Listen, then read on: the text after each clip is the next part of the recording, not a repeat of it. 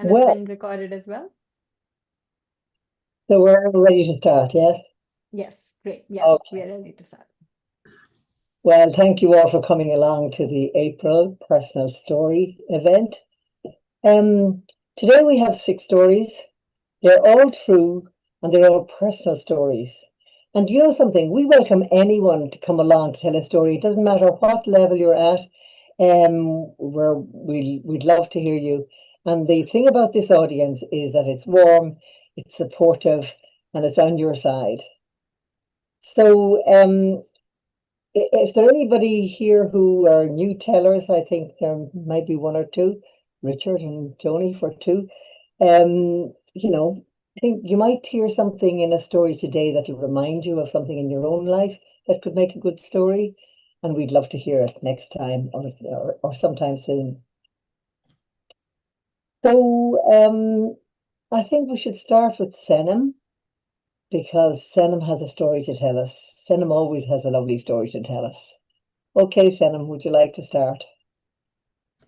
Thank you very much, Catherine. Um, Today, my story is about a fortune teller, and I really wonder, do you believe in fortune tellers? Yeah, some do, some not. And this, in Turkey, where I come from, we have this tradition of reading coffee cups.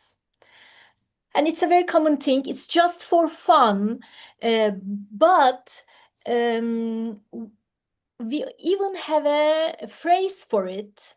Kahve bahane, muhabbet şahane, which means coffee is an excuse. The real pleasure is the conversation, when you are reading the cup. But then there are these radiant women. And when they look to your cup, whatever they say, whatever comes from their mouth becomes reality. They would predict your future. So the story is about one of this woman. 13 years ago, my mom visited a fortune teller, one of a kind. And she prepared a cup of coffee for my mother. And my mom loved to talk. And as she sipped, she talked about the struggles of my father's business, about her elder daughter's engagement and soon to be wedding, and about her younger daughter's challenges to find love. And when the coffee was finished, she closed it, with the saucer, spun it 3 times, upside down, and put it. Also, it's a tradition that you will put the wedding ring on top of it to cool it down easily. So they waited till the coffee grounds settled and solidify. That is the time when the reading starts. And the fortune teller took the cup, looked at it, and gently she said, "Don't worry. Your husband's struggles in business, they will pass soon. It's not a big deal. And your younger daughter, yeah, she will soon find the love of her life and get married." Though, she added, "I can't see any wedding for your elder daughter soon. Don't worry, she will get married, but later, years later, not a man from our land, a foreigner, a blue-eyed, tall man. He might be Greek, or they will meet in Greece." Mom did not like the last bit what she had heard. And as soon as she left the storyteller's house, the fortune teller's, she's also a storyteller, but the fortune teller's house, she had forgotten that bit already. 2 months later, my ex-fiancé broke up the engagement and we had to cancel the wedding. And I was devastated. And last time I told the story how devastated I was and went to Vipassana, but that's another thing. So I was crying and crying and crying. And in one of these crying episodes, my mom all of a sudden remembered what the fortune teller had said. And she said, "Oh, Senem, don't worry, don't worry. You will get married soon. Not a man from our land. We know how they're like. A man from abroad, a tall, blue-eyed man." And she told me about her visit to the fortune teller. At the time, her words did not comfort me because, like, I wasn't sad because I couldn't get married. I was devastated because I spent 10 years of my life with a man who broke up with me with no obvious reason. So, time passed.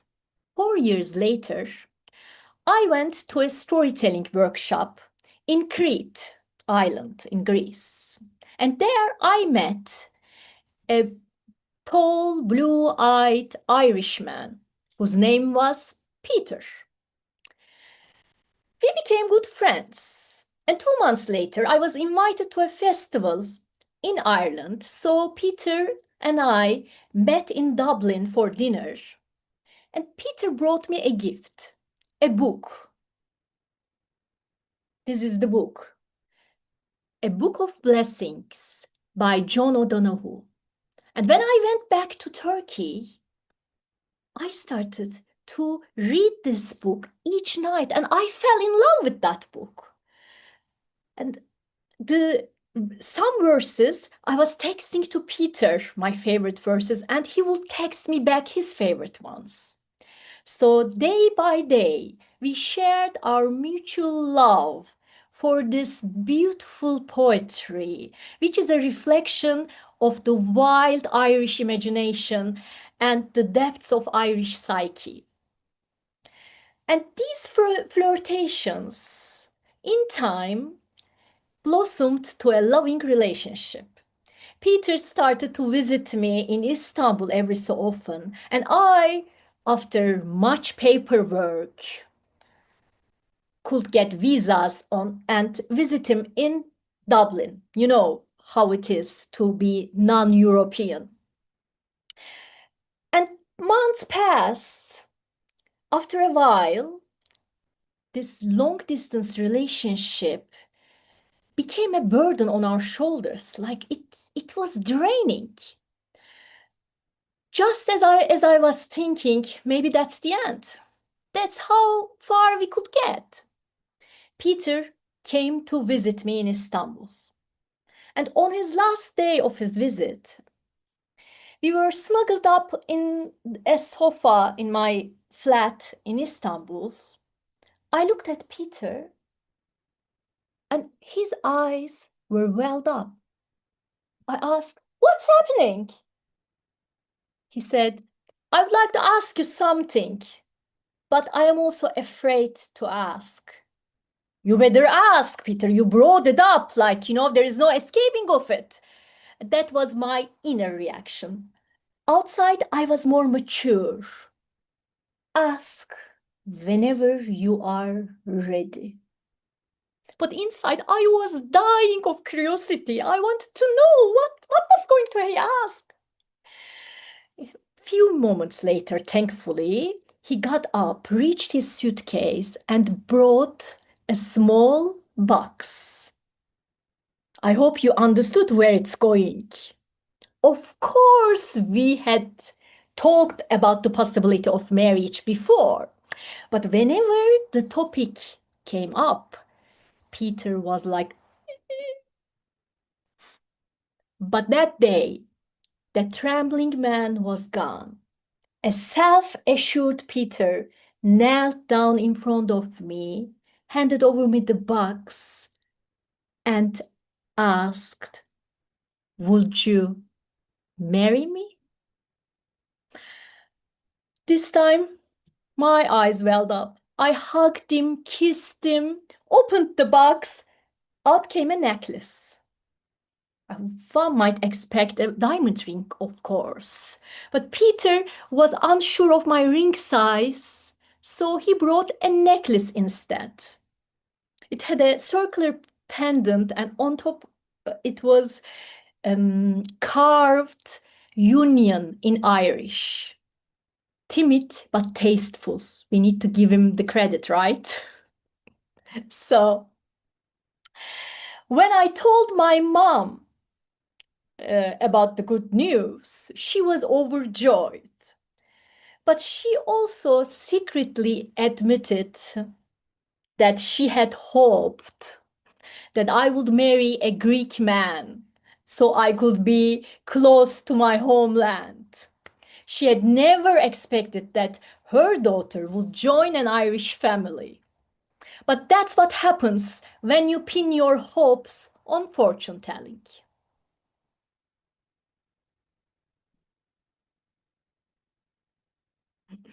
Thank you. Catherine, you're on mute. Catherine, unmute. We can't hear you. Just unmute yourself. I will ask you to unmute. That was wonderful, Sanam. Thank So you. funny. Yeah. I Oh, gotta say, he's a smart man with the Fortune teller was necklace. right. Yeah. It was in Greece. You that right. was just beautiful. I mean, we all love a love story.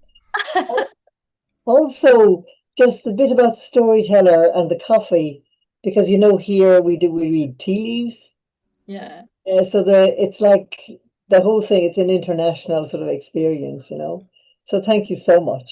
Lovely. So I have a terrible pun. He gave you a necklace because he was not sure how to broach the idea.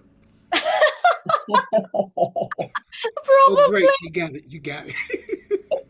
that was a good story. Reminded me of a storytelling event. I mean, what do you call it?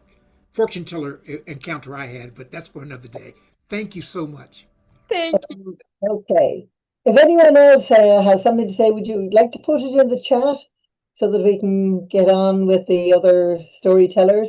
Because I know Renu is ready to tell a story. And where are you? Renu, would you like to start?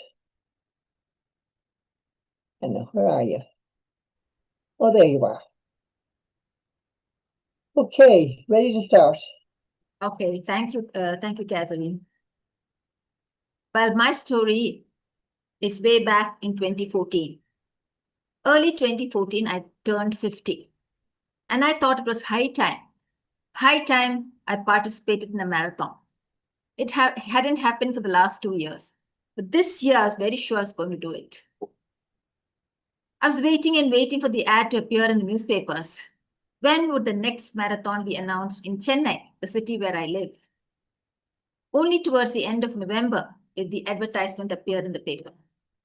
Chennai Marathon, 25th of January, 2015. I was very excited. I immediately registered and I was counting down the days to when I would actually run in the marathon. I signed up just for 10 kilometers. I was used to walking every day, at least 5 kilometers. 10 kilometers wouldn't be difficult. Of course, I had to run. So I decided that from that day on, I would walk and run at least 10 kilometers every day. Slowly build up my strength to run continuously for 10. In December, my daughters and I, we hired a cab and went on a road trip to various temples in the south of Tamil Nadu. We had a great trip. And we were back in Chennai on the 23rd of December, late in the night. The next morning, I woke up at my usual time. I was wondering, should I go for a walk or should I just rest? Something was telling me, perhaps I should avoid today. But I told myself, don't be lazy, Renu. You know how much you love your morning walk, right? Get on with it. So I put on my shoes and started to walk. I had a usual route that took me through a residential locality. I would go down one street, then another, and then finally head towards the beach, stay there for a few minutes, and then head back home. Now that morning, it was about 6 o'clock in the morning, and as I was turning the corner, I saw these 4 dogs. These 4 dogs were familiar because every day the watchman would take them for a walk. Now this locality was a locality where lots of people who had lots of money lived. They all had these huge houses and these big dogs because it was a matter of prestige. A big house, a big dog. Whether they really loved dogs, I don't think so. Well, there were these 4 dogs. I love dogs and I'm very familiar with most breeds. There was a Saint Bernard, which is a huge dog. Then there was a Golden Retriever, there was a Beagle, and a Spaniel. Suddenly, one of the dogs, the Saint Bernard, broke loose from the watchman and came straight towards me. Now, I had heard that Saint Bernards are very friendly, so I wasn't unduly worried.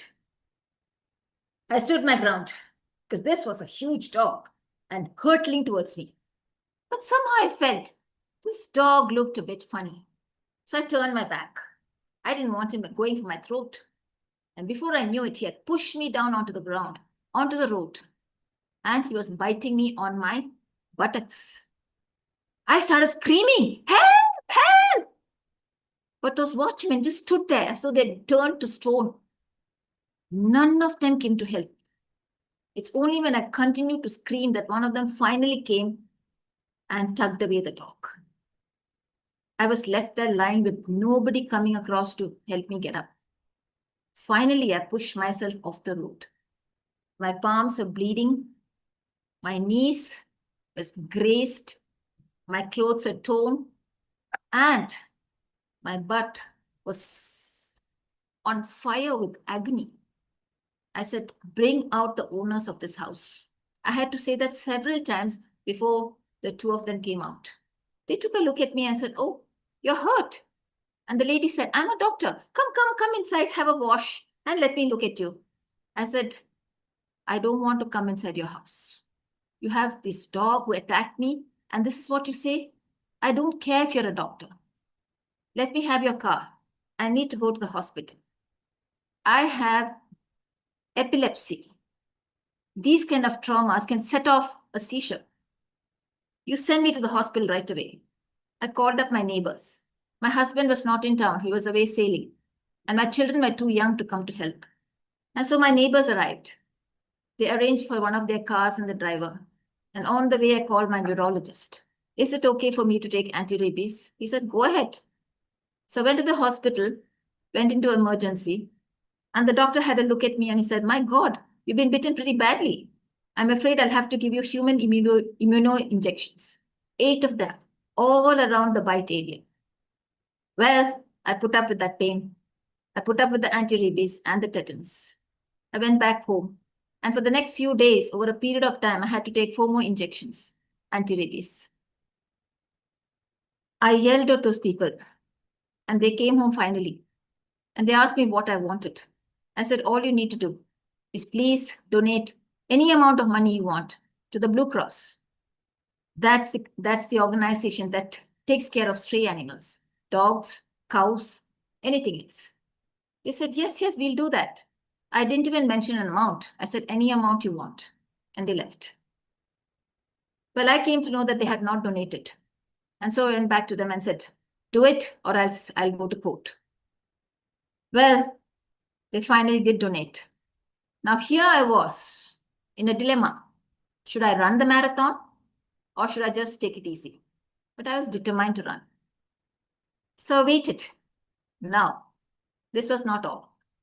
There was a small cyst growing under my left arm. And as the days went by, it started becoming bigger and bigger and bigger and very painful. So on one of the days when I'd gone to the hospital to get one of the injections, I met a surgeon and asked her, "What should I do?" And she said, "Well, this looks really bad and I think you need to have it surgically removed." I said, can you do it right away?" She said, "Yes." And she removed it. And there I was with a bandage here, one on my butt, and both of them said, "Do not wet the area."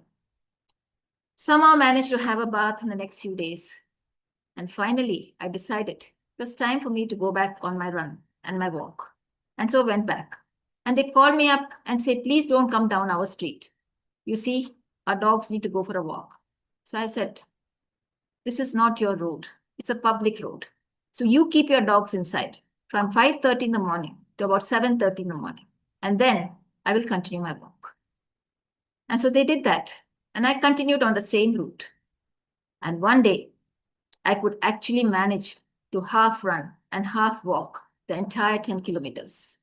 25th of January came by and I participated. I ran and I completed the run in 90 minutes.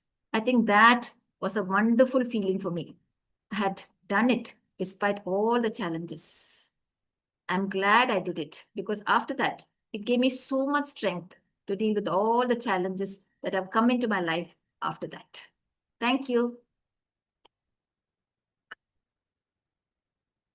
And by the way, I still love dogs. Oh, wow. What an amazing story. Wow.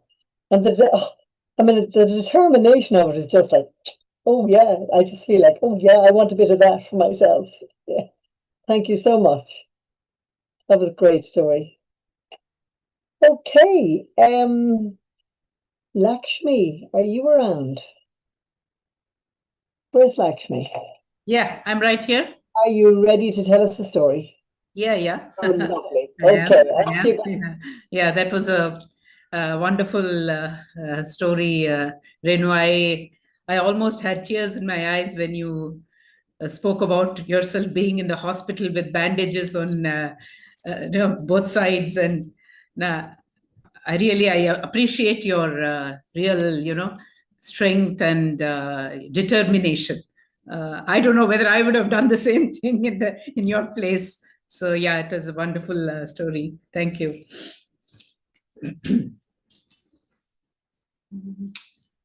Shambho Mahadeva,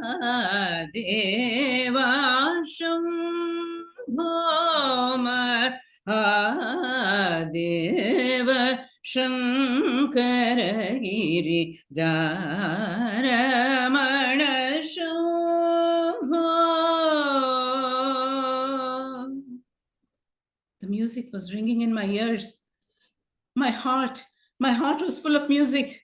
Oh, I was really enjoying it. But what's happened suddenly? Oh, my throat is parched. My lungs, I'm not able to breathe. I look all around.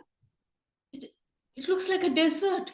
Huge sand dunes, sand everywhere, parched like my throat.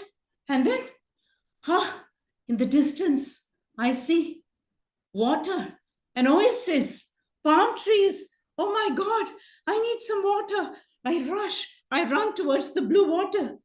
As I get closer, suddenly, there's nothing. Is that a mirage? Oh, where am I? I wake up, drenched in sweat, my nightgown sticking to my back. Suddenly, I realized that it was a dream, or was it a nightmare? And then slowly, the events of the previous day came back to me. My doctor's visit. And at the hospital, the doctor saying, no. Another 15 days, no talking at all. Absolutely. Not one word. And singing? Music? No. 8 to 10 months, maybe a year. No straining your voice. I'd just been diagnosed with a swollen larynx, and the doctor had put me on complete voice rest. I had been learning music since I was a little girl from the age of 8. And music, you could say music ran in my veins and arteries. My mother was a musician. She sang, and we grew up hearing her sing. And today, I could not even speak. And that was because my larynx had swollen because of the continuous music classes I was taking at the school. And the doctor said, shh. I came home devastated. No. Where will I be without music? That's the only praise that anchors me, that gives me solace. I can sit down, just sing my throat out and get into a safe place. But now where do I go? Where do I go? And this was a double whammy. I was in my 30s, and just a year back, I had been diagnosed with type 2 diabetes. Not something which was very common at that time. This was in the 90s, late 90s. And I think I was already burdened with the trauma of realizing that I had something which was difficult to manage: diet, exercise, lifestyle, 2 young children to bring up. And now this, really? What am I going to do? I started reminiscing. I went back to my childhood. And that's when I remembered my mother baking in the kitchen. The lovely aromas which would waft out from the kitchen. In the late 60s, 70s, she used to go for baking classes. And learned how to bake pies and cookies and cakes. And every evening, when we were back from school, we would be thinking, what will be on the table? Some yummy cookies, a nice cake. And for our birthdays, she would bake the cake, do the frosting. And watching her bake as teenagers, as kids, we ourselves developed a passion for baking. And me and my siblings, we used to bake cakes for each other. For my brother's birthday, I would bake the cake. And for my birthday, my sister would bake the cake. So all that came back to me. But after marriage and a family and settling down into a new joint family, I had kind of lost touch with baking. But now I said, why not? Why not? I go back to that. And I think when you're in a place where you feel that there's nothing ahead, that it's all a blind end, that's when new ideas come to you. And I said, yeah, I'm going to start baking. And my doctor had asked me to eat whole grains because of my diagnosis. And so I said, yeah, why don't I try baking with whole grains, millets? And I started experimenting in the kitchen. I was not a trained pâtissière or anything. I've never gone to a baking class. So it was all by instinct. I would say, let me add this. No, maybe this will be more tasty. So I started experimenting and baking for everyone, for family, friends. And of course, it was my daughter. She said, Amma, how long are you just going to keep baking for family and friends? Everyone should taste your yummy stuff. Everyone should have this. And that's when my third baby, Chucky Bakes, was born. I started my own brand of baking baked goods. And I started experimenting with gluten-free, vegan, sugarless, naturally sweetened, because of course, I couldn't eat too much of sugar. So as I experimented and as my brand grew, I felt the very essence of my brand was that I should bake for people who can't go to a bakery and buy a cake and eat. And I think the most moving experience of my life was when a lady came to me and she said, can you bake a cake for my son? He is allergic to gluten. He has wheat intolerance. And so I baked a cake with bajra and banana, and I sent it to her. And she sent me a response saying, I had tears in my eyes when I saw my child eat cake for the first time. And I think that's what matters. And that's what mattered to me as a baker. And this journey today, yes, today I have got back my voice. Yes, I'm talking, I'm telling you a story. But that was a tough journey. And I overcame it by going to a place which was not so familiar, but I made it my comfortable space and took up both baking and music. And now, of course, I'm also into storytelling. Thank you. Oh, wow. Lakshmi, that was fabulous. You know what's really interesting about your story? You were talking at the beginning about the strength of Renu. But you're showing exactly the same strength, just a different No, method. yeah, but it was not as life-threatening as what she went through. It was still, you know, it was Yeah. still a serious thing. Yes, Oh, thank you so much. I love that. Love that story. thank you. Thank you. Okay. Let me see. Rona isn't here, is she? No, I don't think so. Carol, Rona's here. Rona's here. Rona here. Sorry, I just can't see what's going on here myself. There we go. Oh, there you There's are, Rona. Rona. Have you a story for us? Rona, you're on mute. You're on Ask you mute. to unmute. I can't hear you.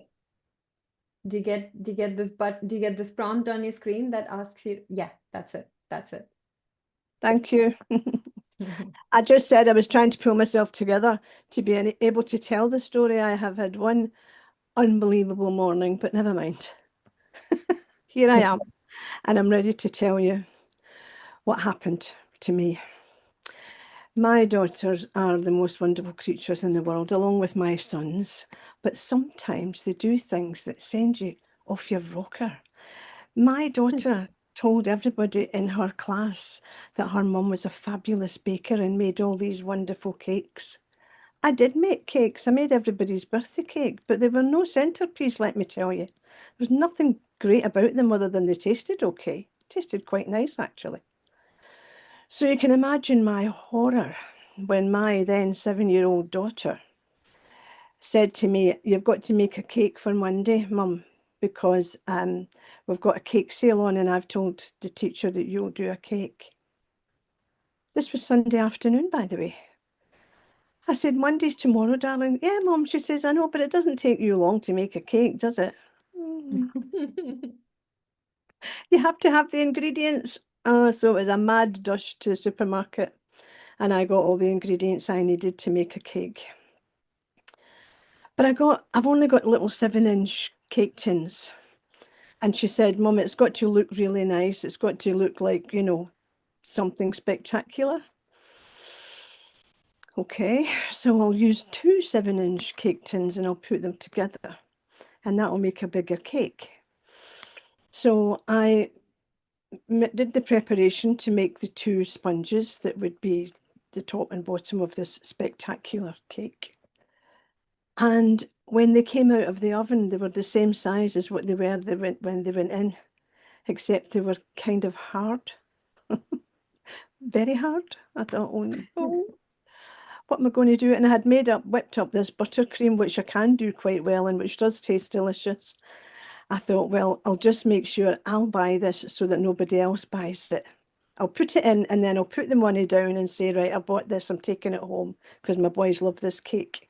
So I set to putting the cake together. I put the bottom layer, put on the jam, then put on the buttercream, and then I put on the top bit. But it was still only like so. It wasn't very spectacular at all. I thought, what can I do? I had a brainwave, folks. I had an absolute brainwave. I went and got, my daughter had been saving these toilet roll empties, you know, the cardboard.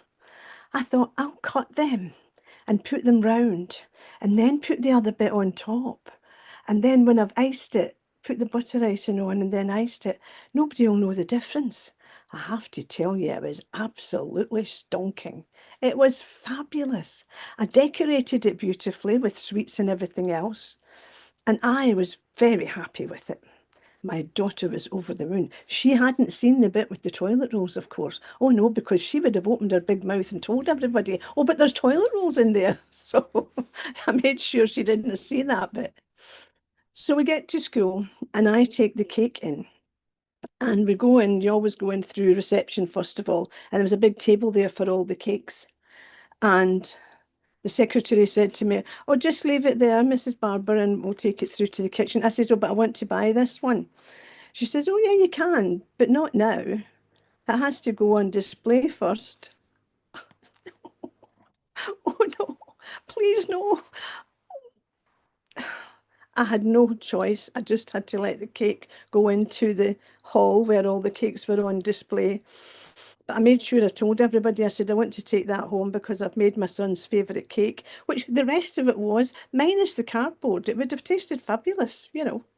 So I wanted to take it home. I could take the cardboard back out again. That wasn't a problem. Well, the assistant head at my daughter's school was a bit of a pain. She wasn't a very nice person, full stop.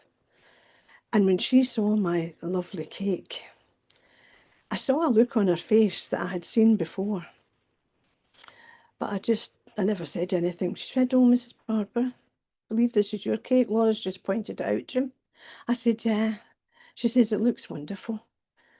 I said, "Thanks." I says, "I'm buying it to take it back for the boys." And she said, "Oh, okay."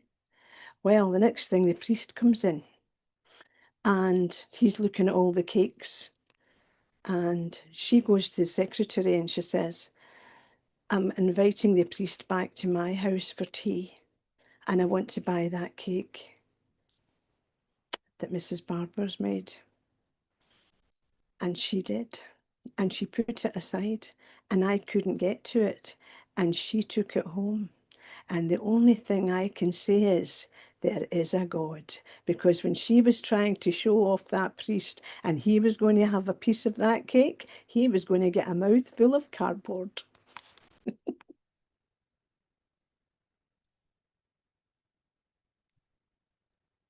Great story. I love Absolutely it. true, by the way. It's absolutely true. Absolutely, I love it. I love the idea of the priest chewing on the cardboard. Apparently, I'm not the first person that's tried tricks like that, but it was the last time I tried it, I can tell you. Yeah. Oh, thank you. Thank you. Can we move on to Parvati? Where are Yeah, you? here I am. Are you ready to tell us? Yeah. Okay. After that humorous story from Rona, it's going to be a really dry story from me. I'm telling you. Upfront, I'm telling it. Okay. Raise my hands. Okay. I was at crossroads because that was a theme to give. I think they gave, right, this time. I was at crossroads to go or not to go. But then I always believed that universe conspires in such a way that you take one decision or they chooses a path for you. That's how it's happened to me all the time. It was in 2013. We were traveling from one city to another. My husband got us a new assignment in another city, and we were going. In fact, I had quit my a job in an insurance sector. A high-profile job manager was. I had quit that job, and we were coming here to this city. And out of the blue, something popped out of my mouth. Words. The words were, I want to tell stories. And it was a shock to me. And it was shock. My husband looked at me. His eyes were popping out. What? Stories? I have never told stories to my children. Maybe one or two I must have. I'm a voracious reader though. But I never told stories because there was no time. I was in a joint family, traditional joint family, taking care of the cooking, washing, bathing, everything. My day started at 4:30 in the morning. It's over at 11 after giving, taking care of the homework, everything. And a high-profile job also. There was a time, energy to tell stories. And here I was telling I wanted to tell stories. And then I added, to the underprivileged. My husband looked at me, though that thought came to my mind, he said, we are going to another city. And underprivileged children, you have to tell them in the local language. Here in India, when we go from one city to another, chances are you may have to get to know a new language. I already knew 3 languages other than English, and I was quite good at it, but the place where I was going was a totally different language. So how do I tell a story to the underprivileged? Idea shelved. And then I went to look for a job in the insurance sector. I knew I would get a good job. That was never a problem for me, with a better pay packet. Everything was there. But then item in the newspaper, there is an institute in the city, a storytelling institute. Wow, there is a storytelling institute like that? I have never heard of it. And I go to that place and inquire everything, and then I come back. See, in where I had been working as a government concern for upskilling, we have a lot of trainings, but nothing we pay out of our pocket. Everything is paid for. All the trainings we do a lot of trainings, we get trained a lot, but we don't. When I heard this, I have to upskill, I have to learn a new thing, I have to pay for it. No. That my generation, at least my time, I was not willing to pay that extra money to go for that. Idea shelved. I decided no. And my husband asked one question.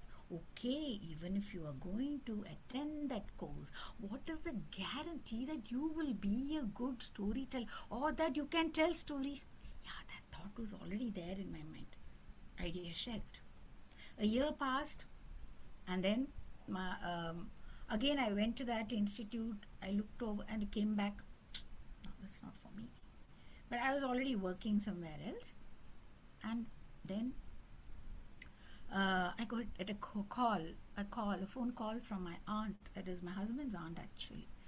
She was a freelance English professor in that earlier city, and she said, "Hey, I'm coming to your city. I'll be there with you. I'm coming to your place for 4-5 days. I'll be with you." Yeah, welcome. And then she said, "I'm going for a course." Oh, what is it? She said, there is a storytelling institute there. I'm coming for a course there. Wow, really? A storytelling? You're coming for that? The same place which I had already gone? And I told my aunt all this, and she said, "Come, you also join." No, I'm not. She came home, and then she said, "Come on, let's go." That is the time, the crossroads, to go or not to go. But by then, my aunt had dragged me to that place. I had to shell out the money, gave it, and I attended the course. The first day I attended, there were 20 odd people, and all of them, I was past 50. And here, all the youngsters, all 30 plus, with 6-year-olds, they tell stories to their children. For that, they wanted to get trained, or maybe they wanted to become And here I was, a 50-year-old, wondering what I was doing there, and to whom was I going to tell stories to. And I was listening to all the stories which were being told in that institute. Nothing got into my mind. I was wondering, where am I? Why am I? What am I doing?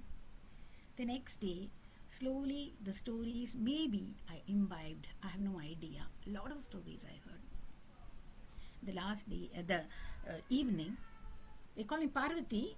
I was called, I said, "Tell me a fruit or any animal or anything you tell me." I just said jackfruit. But that came again out of my mouth, and I was wondering, because I hate jackfruit. And from where did that jackfruit come to my mind? I have no clue till date. I said jackfruit. Yes. Now you're going to write a story, a how and why story, a Pourquoi story about the jackfruit. You cannot Google it. It should be your own original story. And tomorrow you're going to come and narrate it. This was an assignment for all. Everybody had me writing a story. Forget it. I'm a postgraduate in physics. Science was my line, a dry subject. Then I joined the insurance industry. It's another dry subject. As far as people are concerned, I found everything interesting. It's a dry subject. And here's something creative. Now, where do I bring my creativity? How can I bring my creativity? I was shocked. I came home. My mother had a whale of time laughing. "You are going to write something." Husband was grinning away to glory. And and I had to finish prepare the dinner. And then my aunt went into the room. She came back after an hour and said, "I have written my story." She's, of course, an English professor, so she had her. I looked at her. I not even started to write a story, and that too of a fruit which I hated, and I had lived with those fruits in our place. We had a lot of those jackfruits, and I could never touch one. After dinner, she again went back. I'm going to practice my storytelling.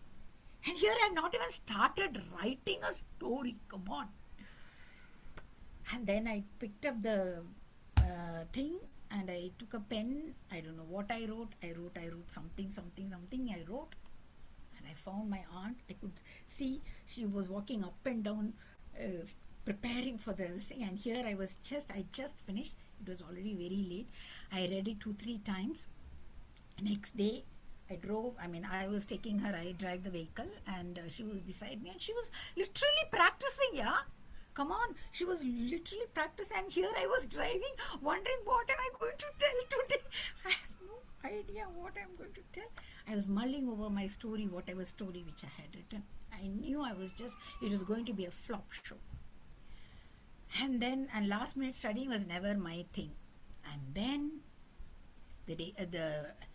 all of them were telling one by one, each one were called, and there was a facilitator and 2 other people, outside people, to judge or give feedback and give marks. Then it was my turn.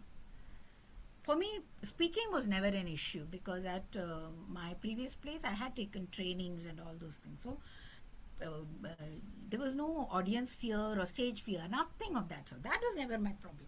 But there, my original story was a problem. And how to narrate it, I've never narrated a story in my life before. I started my story and I started telling the story, whatever I had written. And I found the audience were smiling, laughing, in fact. The humor was there in my story, apparently, looks like. And they were all laughing. I finished my story wondering, what, no rotten tomatoes? No, this thing. And you won't believe it. An applause, a deafening applause from the audience, say, it was so beautiful, they said. The story was good. I've never written another story later. Okay, that's the only story I have written in my life. And they said, and I was given the first mark by the facilitator. They said, we don't have to give any feedback. The audience have given the feedback. And there, the storyteller was born. And today I stand before you as a storyteller. Thank you.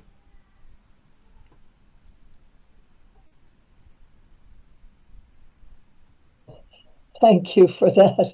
A storyteller was born. I love that line. That's great altogether.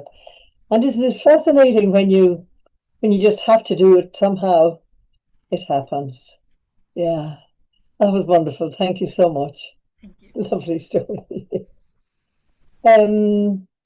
Okay, is Santosh here? Is Santosh around? Yes, Oh, I'm here. I'm ready. there you are. Are you ready to tell us a story? Yes, I am. Okay, lovely. Off you go. Okay, so yeah, this story, I actually heard Shraddha's story, the last personal story swap, and I had a similar experience in my life. So I decided I'll share that today in this. And today I heard Parvati's story, and I think I already have another story which I can tell in the future, personal swaps, I guess. Okay, so this story is about how I got my first car and I got my Indian driving license. So I got my first driving license in America. So I was working in America, and before that, I didn't drive cars in India. I didn't know how to drive. So I learned driving in America and got my license in America. The only thing is in America, you have automatic, right? You don't have geared. The automatic ones are more common than I didn't learn the stick how to do that. So when I moved back to India, I was in Bangalore and I had to buy a car, and I didn't know if I'm going to be there in Bangalore for a long time. I was moving a lot for my work at that time, so I decided I'll just buy a small car, really small utility car, which I want right now. That's all. And it was that time when in India, Tata actually launched a small car called Nano. So it was called the world's smallest car, but somehow advertised as world's cheapest car. So it was actually a very good car, very utilitarian car, but it was marketed as one of the cheapest car, and nobody was ready to buy it. Because if they bought it, and people will think they are poor. But that was the perfect car for me when I moved to Bangalore, where I'm not sure if I'm going to be here for longest, but I need a car. So I decided, okay, let me try this car. And I told my family that I'm thinking of buying Tata Nano. And my family's reactions were very bad. They told, did you lose all your money in America? Why are we buying Nano? Even if you buy a Nano for utility, people will think we are poor. So please don't buy it. That was the family's reaction at that time. So they kind of banned me even to do a test drive of the car. Okay, then what could be the next best is Chevrolet. We had Chevy at that time in India. And Chevrolet had a car called Beat. It was the really cute small car, which is perfect for Bangalore traffic. The only thing was it was costing 4 times more than the Nano. But I was okay. So my family was all up for Chevy, so I went and booked this car. And they told it'll take 2 weeks for me to get the delivery. Okay, that gives me time for learn. At that time in India, there was no automatic in like smaller cars. The automatics were only available in higher end, like luxury cars. I'm talking about like 15 years ago. Now they're much more common, but at that time, you should drive a stick if you're buying a small car or a cheap car. So now I have to learn it. So I went and registered myself in a driving school. The driving school was really good. They said like you pay 4,000 rupees and we will give you 20 lessons how to drive stick. We will come to your home, pick you up in your home, give you a driving lesson, drop you back at your home every day morning. And you can have 20 classes. At the end of 20 classes, you can apply for a license and you can get it. I was like, this is perfect. I can learn driving in 20 classes and I don't have to go anywhere. They would come and pick me up. Perfect.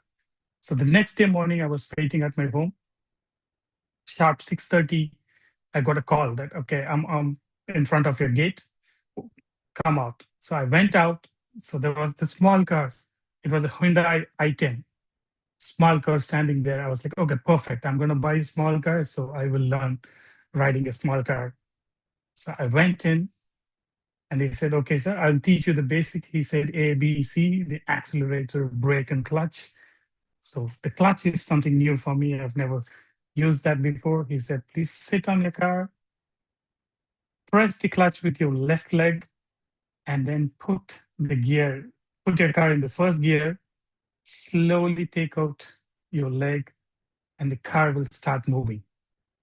And you can control the car after that.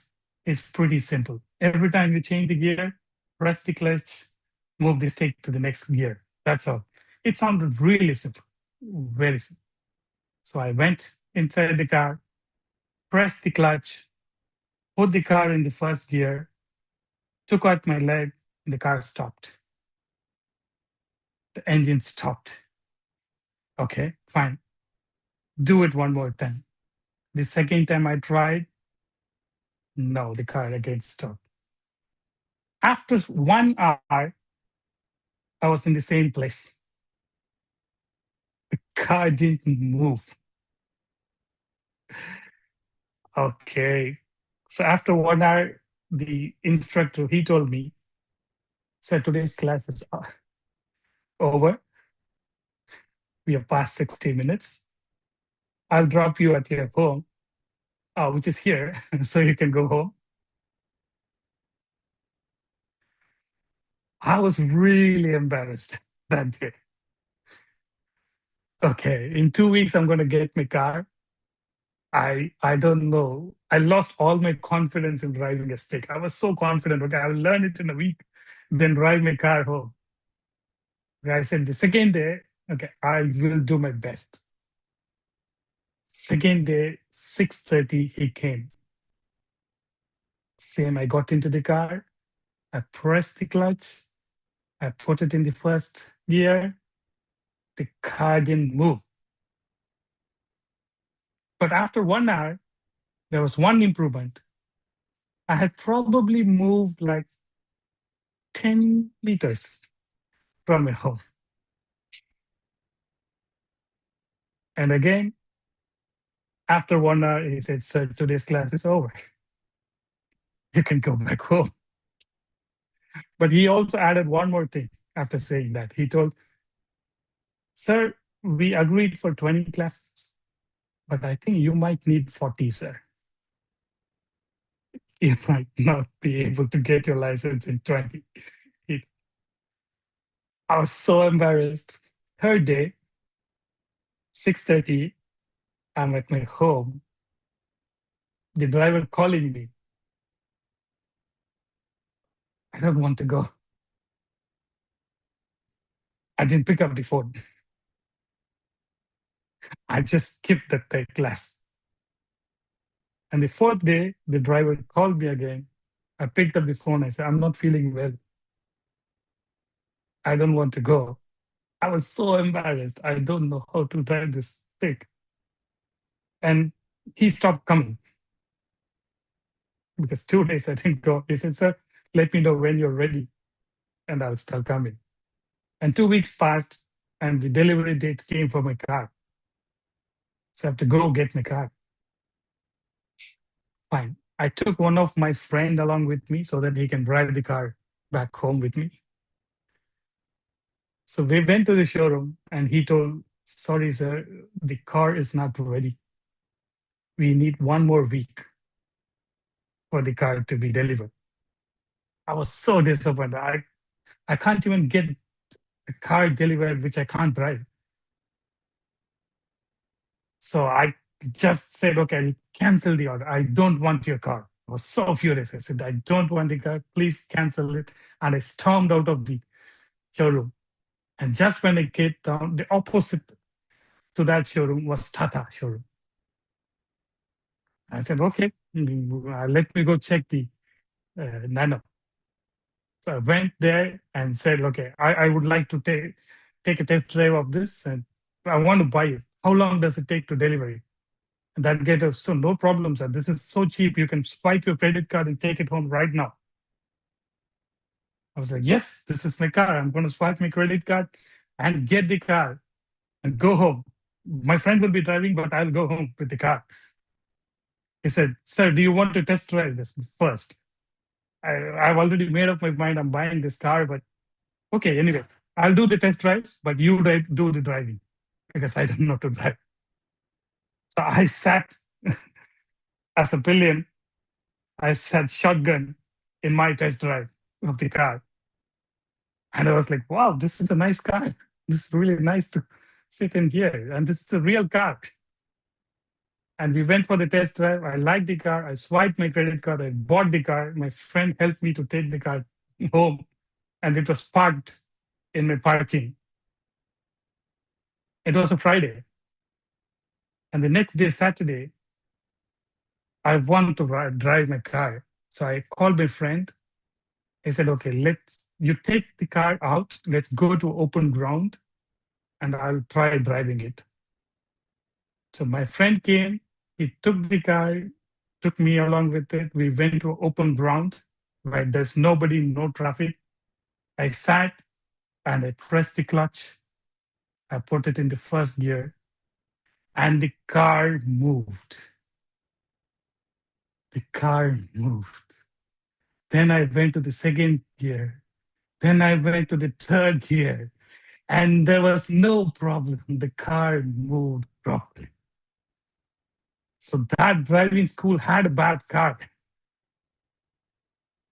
That was the problem. That clutch didn't work. And it was a driving school. For God's sake. So I got this confidence. I've driven in Japan, in America, so I know to drive, right? So just stick for the problem. We drove around for 1 hour. I got the confidence, went back, parked the car. Sunday again, I took it myself, drove around. I got confidence. Okay, now I can do. Monday, I went to the driving school. I said, okay, I'm ready for the license. He said, sir, you have 38 classes pending. How can you drive? I said, no, let's go for the race. If you want, I can drive and show you. The only condition is not that car. Give me a different car. And then he gave me a Suzuki, a different car. I drove and I was able to drive. This guy was so confused. You were not able to drive. How did you take any secret classes, sir? And that's what he asked me. I said, no, your car was broken. That's the problem. Please fix that. And the next Wednesday, I applied for a license. I got it. And I drove my Nano from there for 2 years in Bangalore. That was my story. Lovely. Oh, thank you so much. That was lovely. I love it.